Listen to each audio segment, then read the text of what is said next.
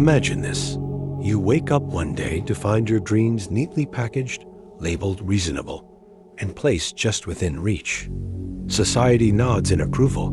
This is how life should be. But something gnaws at you. What if the greatest lives ever lived were built on unreasonable demands?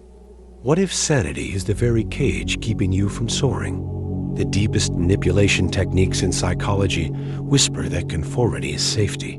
But history's giants, Da Vinci, Nietzsche, Curie, ripped off that mask. Why do we fear the unreasonable? And what if that fear is the very thing starving your potential? The trap is this: we are conditioned to worship reason because it keeps us predictable, controllable. Carl Jung warned of the collective shadow, the parts of ourselves we bury to fit in.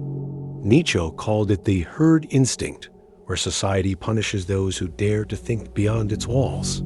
Even deeper, Arthur Schopenhauer revealed how most people prefer the comfort of delusion over the terror of possibility. This is why dreams die, not from lack of talent, but from the silent, suffocating pressure to be sensible. The question isn't can you dream, but do you dare to dream dangerously? This surrender to the reasonable doesn't just limit, it rewires.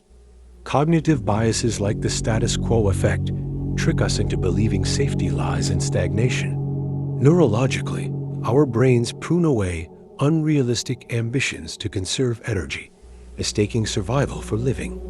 Culturally, we're fed myths of linear success, while the truth is jagged, chaotic, like Tesla's visions or Van Gogh's brushstrokes. The greatest cost? A life half-lived, where potential ossifies into regret. You don't notice the chains until you try to run.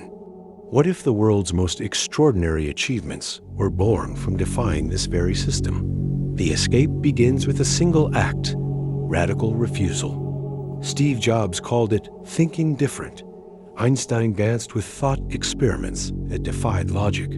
History's outliers didn't negotiate with reality. They rewrote it. Start by interrogating every should that binds you. What if you pursued obsession over balance? What if you measured progress in leaps, not steps? This isn't recklessness. It's the deliberate sabotage of mediocrity. The world will resist. Let it. Your dreams aren't meant to fit neatly into its systems. They're meant to shatter them. Here is the secret the unreasonable already know. The world was built by those who ignored the rules of what was possible. Your dreams are not a negotiation. They are a declaration. Every revolutionary leap, from the Wright brothers to MLK's march, was once called madness. The deepest manipulation is not society's pressure, but your own complicity in believing limits are real. The truth? You are not here to fit. You are here to burn, to expand, to leave the map behind.